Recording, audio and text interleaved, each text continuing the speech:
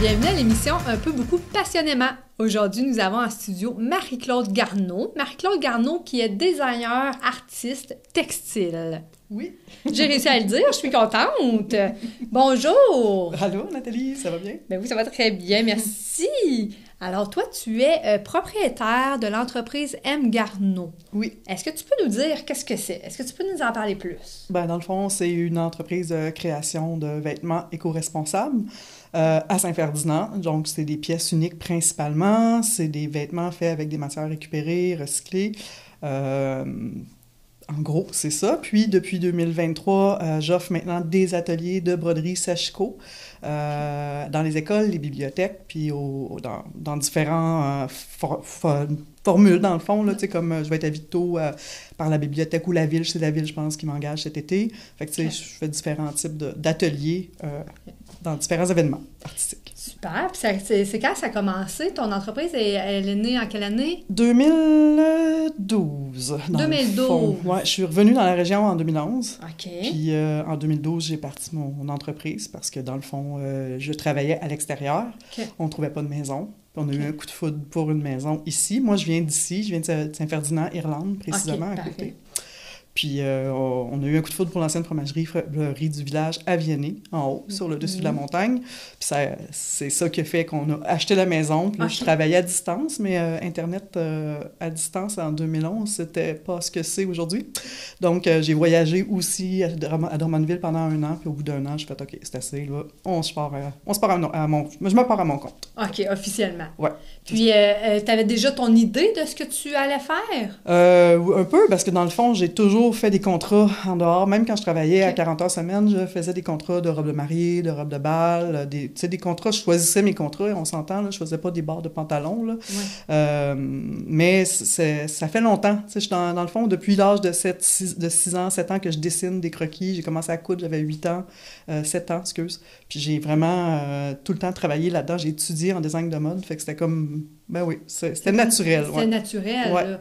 Donc, tu avais des contrats, puis est-ce que ça a toujours été avec des éco-responsables ou il y a eu une évolution à travers Depuis 2012, ça a toujours été la base, dans le fond. L'environnement, ça fait partie vraiment des choses que j'aime. Tu sais, moi, je suis une fille de plein air, j'aime ça faire de la randonnée, j'aime ça être dans la nature, tu sais, j'aime ça. J'ai choisi, c'est pas pour rien que Saint-Ferdinand, Viennet, tu sais, c'est la nature, là. C'est vraiment ça qui nous a attirés ici. Qui a fait que je suis revenue. Moi, je pensais revenir à ma retraite, mais pas au début de la trentaine, finalement. Là.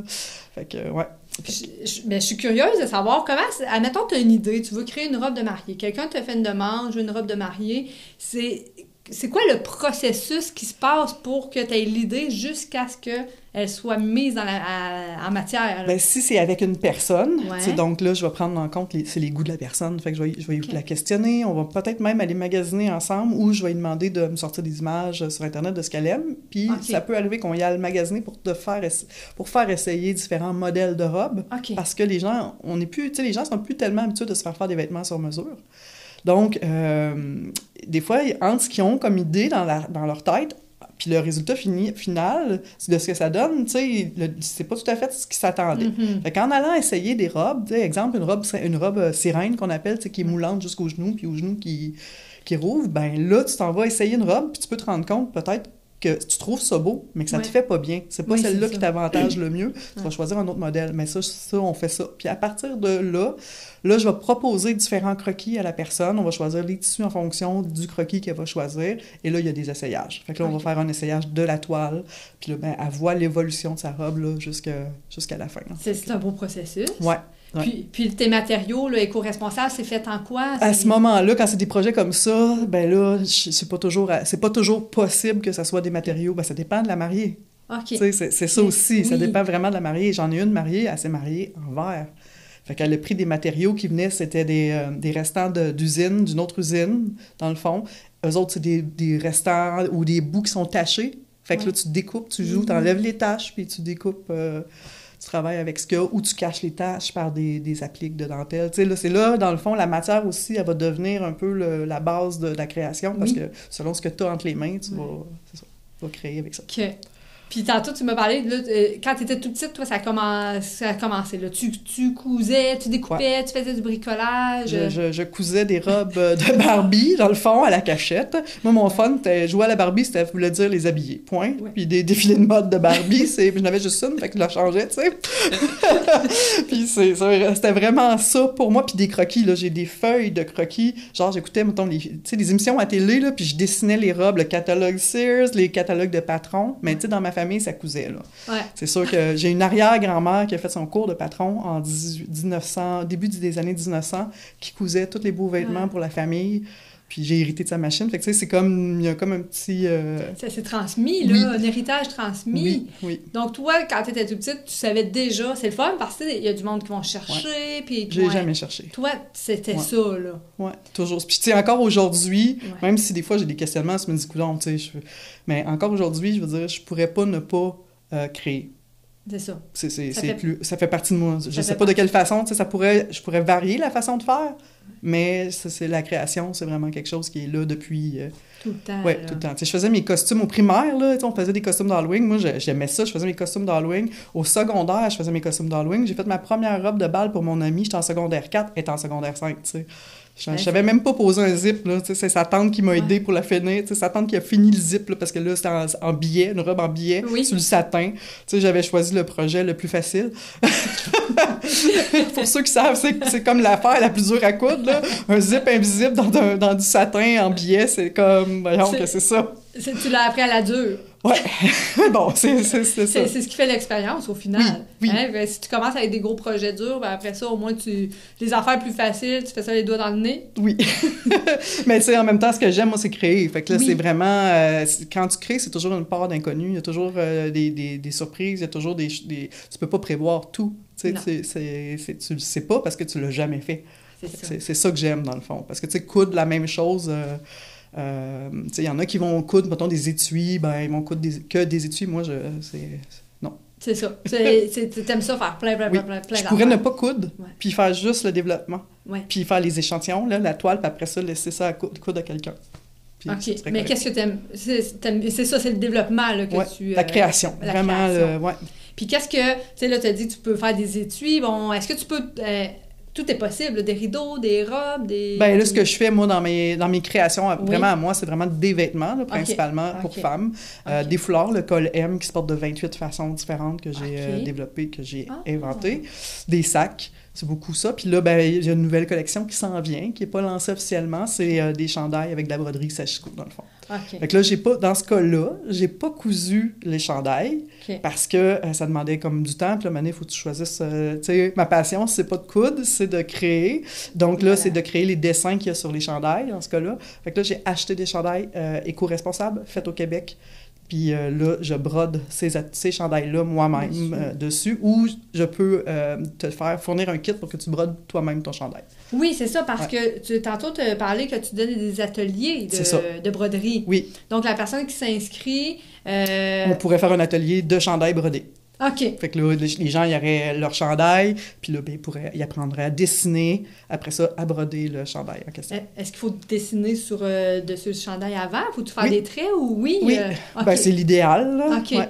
Puis là, après ça, avec le fil, l'aiguille, en sashiko, c'est simple. Il n'y a pas de cerceau à broder. Là. Le sashiko, ça se fait quand même assez bien. Il y a des règles, par contre, à respecter, mais quand c'est des ateliers d'une journée, on est là pour le plaisir, tu sais. Mais donc là, on s'en fâche pas avec les règles, mais quand, tu sais, si je donne un atelier qui est plus long, ben là, je vais vraiment insister plus sur les normes, tu sais, du sashiko. C'est japonais, là, c'est un art japonais, dans le fond. Puis le Japon, c'est assez... codifié, assez strict dans les réglementations, même si aujourd'hui, c'est plus ouvert que ça l'était. Là. Mais c'est le point avant. C'est un point, tu rentres, tu sors, tu rentres, tu sors. C'est un point qui est utilisé partout dans le monde. C'est ça. Puis quand est-ce que tu as commencé de donner des ateliers? En fait, j'ai eu une bourse du Conseil des arts et des lettres en 2023 pour apprendre la technique du sashiko, dans le fond. Puis à partir de là, j'ai donné des ateliers ici à la ville de Plessisville en médiation culturelle parce que j'ai fait une résidence d'artiste au Carrefour de l'Érable. Fait qu'à partir de là, j'ai donné 2 ateliers cet été-là. J'en ai redonné d'autres. J'en ai donné... L'été passé, j'en ai donné au Listar. Là, j'ai commencé dans le réseau Biblio, dans le fond, un peu partout au Québec, puis le réseau Culture à l'école aussi, là. OK. C'est depuis vraiment... Les ateliers, ça a commencé en 2023, mais je peux dire que 2024, j'en ai donné plus, puis 2025 et 2026, j'espère... T'espères en donner encore plus, là. C'est ça. Ouais. C'est ça, pour vraiment... Partager ce savoir-faire-là, puis montrer aux jeunes aussi, parce que ça, c'est vraiment quelque chose il y a pas de relève en couture, parce que ça a été un métier qui a été mal payé, qui a été mal perçu, qui a été... il y a eu, on va se le dire, là, au Québec, on était le cheap labor. Ce que la Chine est maintenant, c'était le Québec à une certaine époque. Donc, c'était pas très valorisé d'aller dans... Moi, je me suis fait dire petite, là, c'est ma passion, puis je me suis fait dire petite, on trouve toi faire un autre métier, fais pas ça, va pas là-dedans, tu sais. Ouais. Puis, j'avais une tête de cochon, fait que j'ai fait à ma tête, comme on dit, mais c'était plus fort que moi, tu sais, c'était même pas une question de... C'est ça que je vais faire, je vais le faire, tu sais. C'est ça. Il y a pas de... J'irais pas travailler à l'hôpital Saint-Julien, tu sais. Il n'était pas question pour moi, là. C'était pas une... Même si l'hôpital était encore ouvert à l'époque, c'était pas une option, là. C'était zéro option de ça, là. Fait que c'est ça, dans le fond. Puis passer le savoir, je trouve que c'est intéressant. L'été passé, j'ai fait des ateliers avec des jeunes, beaucoup. Puis cette année aussi. Puis les jeunes sont bons, ils aiment ça, ils veulent l'apprendre, tu sais. Mais ils n'ont pas personne, souvent, pour le montrer, autre que les grands-mamans. Mais les grands-mamans, des fois, ça dépend des grands-mères. Il y en a qui ont le... Il y en a qui le passent de façon que ce soit le fun, pas juste des réparations. Il y en a qui le passent plus niveau utilitaire. Donc là, ça peut rebuter certains jeunes, tu sais. Mais je le vois, là, que vraiment... Puis les gars-filles, les petits gars, les petites filles dans les ateliers, là, c'est vraiment... sont vraiment intéressants. On a même fait avec la garderie à Saint-Fer 4 ans. Ouais. Hein? 4 ans. On était en individuel à ce moment-là, là. Oui. Mais à 4 ans, les enfants sont capables de manier une aiguille, puis sont capables de créer avec leurs mains, là, sans problème, là. Puis ça prend le temps que ça prend, c'est sûr, il faut être patient. Mais ils peuvent faire ça, là. Mais oui, puis surtout, hein, je pense que c'est l'âge, jusqu'à 5 ans, là, les enfants, c'est des mémoires, là, c'est des cerveaux qui épongent tout. Fait que tout ce qu'ils apprennent, c'est quelque chose qui vont aider, là, à... Fait que, tu sais, 4 ans, c'est une belle âge aussi de toucher à ça. Oui, puis tu sais, moi, j'ai 2 livres de couture, j'aime les choses d'époque, là, puis j'ai 2 livres de couture qui datent, là, de fin 1800, puis début 1900. C'est des travaux pratiques pour les jeunes filles. Évidemment, à l'époque, il y avait juste les filles qui cousaient, selon certains standards, mais il y avait des gars aussi, là, mais ils montraient aux filles.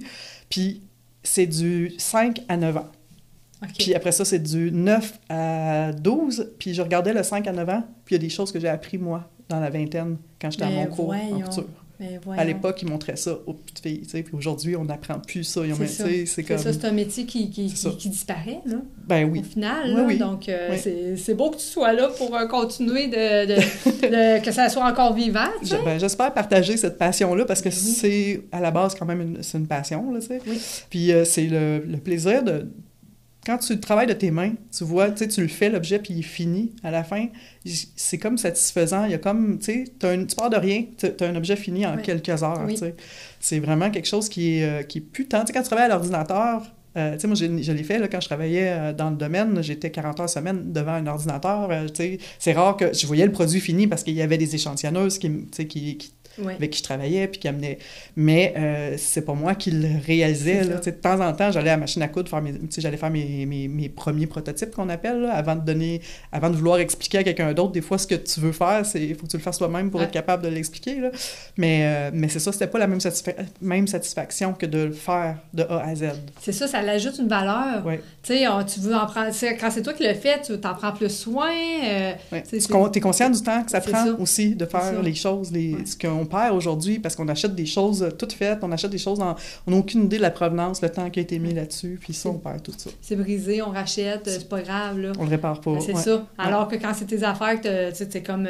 tu veux pas le briser, premièrement, c'est ça. C'est unique, là. Ouais.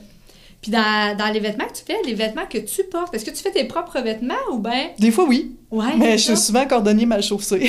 Comme là, aujourd'hui, j'ai rien de ce que je porte. OK. C'est pas moi qui le... C'est ça. C'est pas toi qui as créé ce que tu portes. Mais je porte... je fais beaucoup de linge d'été, ça, je me suis rendu compte. Il fait pas encore assez chaud dehors. C'est ça. C'est ça. Je vis à Vianney dans la neige, là, mais je fais soit des affaires très, très chaudes ou... bien d'été. Mais entre les deux, j'ai rien. Tu l'as pas. Puis là, on est là. Ouais, c'est ça. On est dans l'entre-deux. C'est ça. Mais c'est fait au Québec. C'est vintage. Ouais. C'est que j'aime aussi le vintage. Là, fait que c'est Simon Shine. C'est ça. Fait que c'est ça. Puis quand tu as commencé en 2012, parce que là, j'avais comme 2 questions dans ma tête. Tes études pour te mener à ça, parce que tu as étudié en design de mode. En conception technique vestimentaire à Sherbrooke, c'est l'équivalent de design de mode à ce moment-là. Ils se donnent plus ce cours-là, évidemment, parce que c'était exactement le même cours que le cégep, mais en version DEP. Donc, 2 ans, 35 heures semaine, que du design, tandis que, tu sais, moi, j'avais été acceptée à Marie-Victorin à Montréal aussi. Là-bas, c'était 3 ans.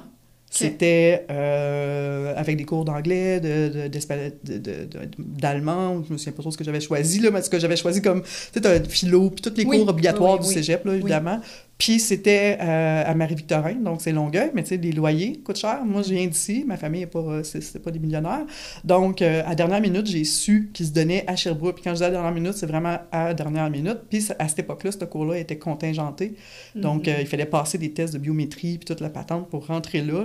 Fait que j'ai été à Sherbrooke passer les tests. Puis bon, on était 2 classes, on était 20 par classe. Puis aujourd'hui, je suis une des seules qui travaille encore dans le domaine. Ouais. Mais voyons donc. Ouais.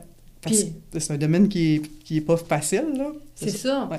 Mais oui, c'est quand même une bonne chose que tu sois une des seules, parce que justement, si c'est pas facile, au moins tu peux prendre tout l'espace, tu sais, tu peux prendre l'espace. Oui, mais... On voit ça de même. Oui, mais je trouve ça triste quand même, parce que, tu sais, là-dedans, il y avait des gens qui avaient des talents, mais pour différentes raisons, tu sais. Je veux dire, il y en a que l'année d'après se sont orientés. C'est sûr qu'à l'époque, il y avait, tu sais, à cette époque-là, ça se passait à Montréal aussi beaucoup. Ouais. Il y avait pas beaucoup de... Ce qui se passait en région, c'était de la couture...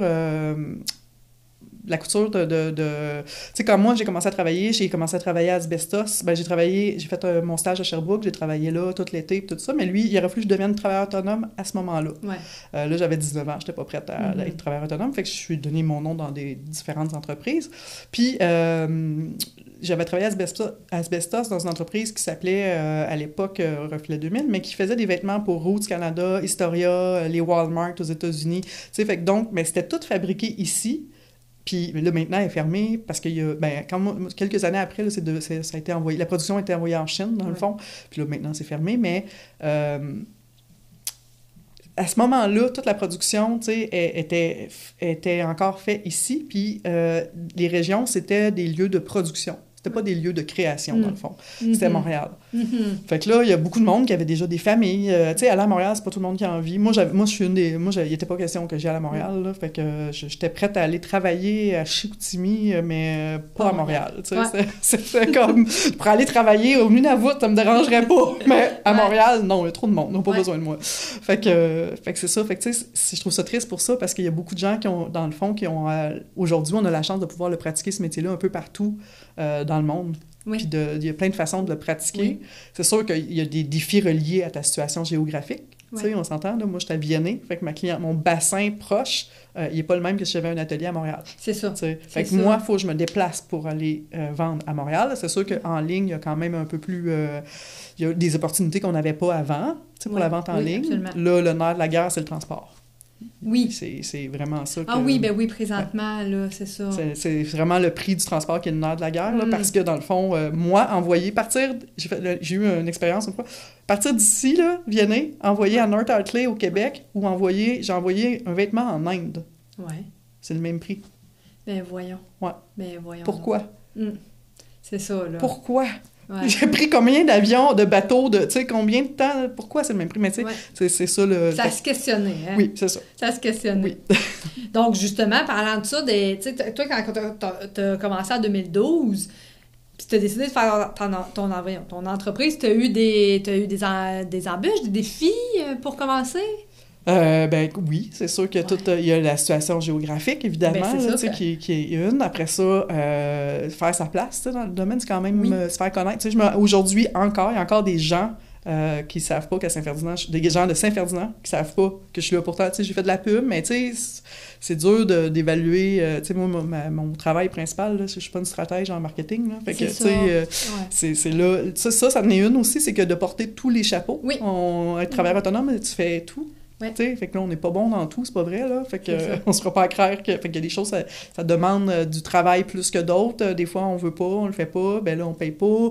Ou à un moment donné, OK, là, on le fait, puis là, ben, tu sais, ça prend le temps. Pendant que tu fais ça, moi, ça m'est arrivé de faire plus de marketing que de création. Oui. C'est pas le fun, ça. Non, c'est ça. J'ai pas de plaisir dans ce bout-là.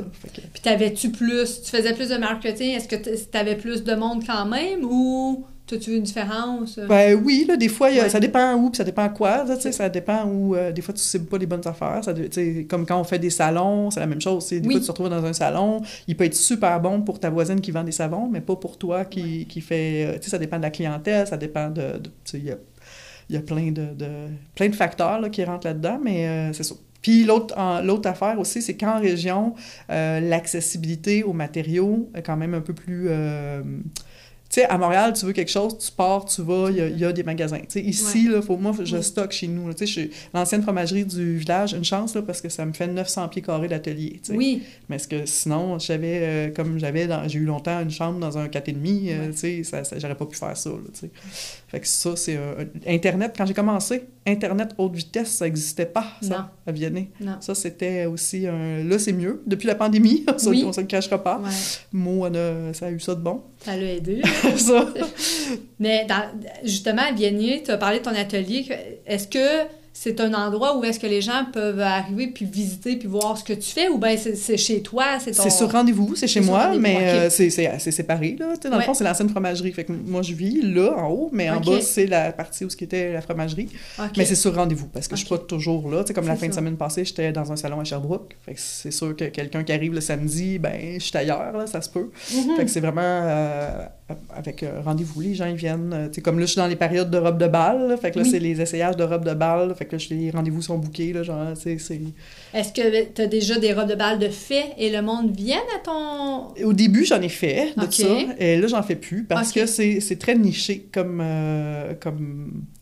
Tu sais, dans le fond, maintenant, ce que je fais, c'est du sur-mesure pour ces affaires-là, ou des altérations de robes de bal, robes de mariée, parce qu'on est en région, puis c'est ça qui est plus... Les gens, ils commandent leur robe ou ils vont l'acheter, puis là, ils arrivent chez nous, puis ils font faire les bas, puis les ajustements, tout ça, puis ça me dérange pas. Les robes de bal, c'est vraiment... Puis les robes de mariée, c'est vraiment quelque chose qui est le fun à travailler. C'est ton dada, là. Oui, c'est pas comme faire un bar de culottes, là. Non, un bar de culottes, j'en fais, parce que je suis en région, puis que, tu sais, faut, mais j'ai moins de plaisir à faire un bar de jeans que, tu sais, à jouer après les paillettes, la dentelle, là, de ça. Même si c'est pas des robes qui sont éco-responsables, là, on se le cachera pas, là. La plupart des robes de bal et robes de mariée sont faites dans des pays sous-développés, avec des matériaux puis des enfants en arrière de ça. Là. Ça, c'est sûr. Ben, dis-moi donc, mettons, le monde veut voir tes créations. Est-ce que tu as un site Internet? Est-ce que tu as une page Facebook? Comment on peut te rejoindre? J'ai un site Internet qui est www.mgarneau, mgarno.com. Puis j'ai un Facebook, j'ai un Instagram, j'ai un YouTube aussi. Quand même. Oui, j'ai un Pinterest, mais je l'alimente pas. Fait qu'on faut m'amener. J'ai choisi le temps, là. Fait que là, c'est ça. Fait que là, on se concentre sur Instagram puis YouTube, mais là, pas YouTube, mais sur Facebook. Mais là, YouTube va devenir de plus en plus... c'est mon objectif, dans le fond, là. De le développer plus. Oui, avec les ateliers, dans le fond, particulièrement pour donner des trucs, les ateliers, puis tout ça. Ouais. Ben, super, Marie-Claude, c'est déjà terminé. On aurait encore plein à jaser, mais ça sera peut-être une autre émission, qui sait? Oui, on peut parler d'autres choses. On a plein de passion. Ben, ça nous ferait plaisir de te revoir en studio. Merci. Fait qu'un gros merci. Merci.